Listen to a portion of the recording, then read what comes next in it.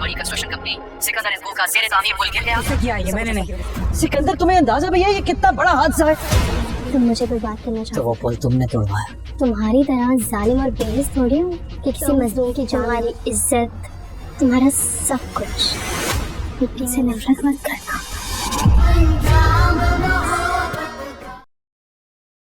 निम्रा हमजा को बताती है कि आरमीन ने अलीज़ा को सीढ़ियों से धक्का दिया था। तभी पुलिस हमजा के घर आती है और सिकंदर को गिरफ्तार करने लगती है। इसी वक्त सिकंदर हमजा से कहता है अलीज़ा अनुषा की बहन है। ये सुनकर हमजा हैरान रह जाता है। वो अलीज़ा से पूछता है क्या ये सच है? अलीज़ा की आंखों से आंसू बह निकलते हैं। तभी सिकंदर मौके का फ़ायदा उठाकर कहता है हमजा, अलीज़ा तुमसे मोहब्बत नहीं करती, उसने बदला लेने के लिए तुम्हें मेहरा बनाया है। हमजा दुखी होकर अलीज़ा से कहता है तुमने मेरे साथ बहुत बुरा किया। अलीज़ा बगैर कुछ बताए घर छोड़कर कहीं चली जाती है। पुलिस सिकंदर को पकड़कर ले जाती है। ये सब देखकर फरीद साहब को हार्ट अटैक हो जाता है। हमजा उन्हें फ़ौरन अस्पताल ले जाता है। डॉक्टर उन्हें फ़ौरन इमरजेंसी रूम में ले जाते हैं। इसी दौरान निम्रा की कॉल आती है कि अलीज़ा घर में कहीं नहीं मिल रही और पुलिस आरमीन को दोबारा गिरफ्तार करने आ गई है। हमजा और परेशान हो जाता है। इसी वक्त डॉक्टर उसे बताते हैं कि फरीद साहब की जान को बहुत खतरा है।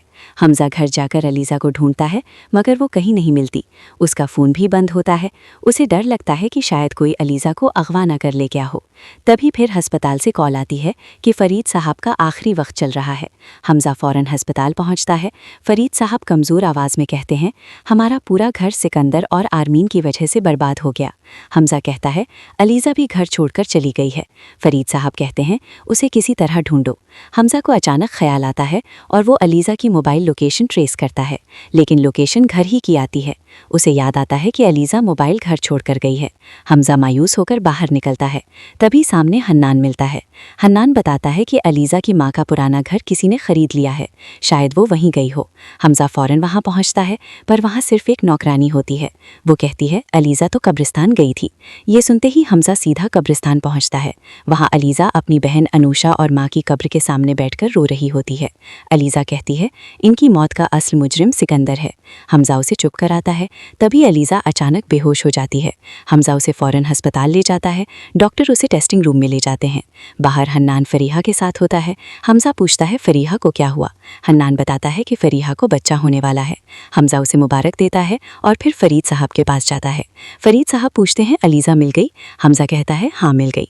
तभी डॉक्टर आता है और कहता है आप फरीद साहब को घर ले जा सकते हैं और अलीज़ा के कमरे में आइए, आपको एक खुशखबरी देनी है। हमजा अलीज़ा के कमरे में पहुंचता है। अलीज़ा कहती है मैं फिर से प्रेग्नेंट हूँ। हमजा खुशी से उसे गले लगा लेता है। तुमने मुझे ज़िंदगी की सबसे बड़ी खुशखबरी दी है। हमजा अलीज़ा और फरीद साहब को घर ले आता है। सामने दाइम निम्रा से माफ़ी मांग रहा होता है। अलीज़ा कहती है निम्रा दाइम को माफ़ कर दो। निम्रा दाइम को माफ़ कर देती है।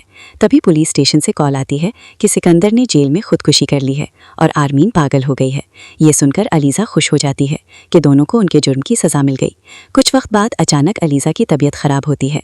वो कहती है हमजा मुझे लगता है बच्चा होने वाला है। हमजा उसे अस्पताल ले जाता है। डॉक्टर ऑपरेशन करते हैं और अलीज़ा एक प्यारी सी बेटी को जन्म देती है। हमजा और अलीज़ा अपनी बच्ची का नाम अनुषा रखते हैं और इस तरह उनकी ज़िंदगी में फिर से खुशियाँ लौट आती हैं।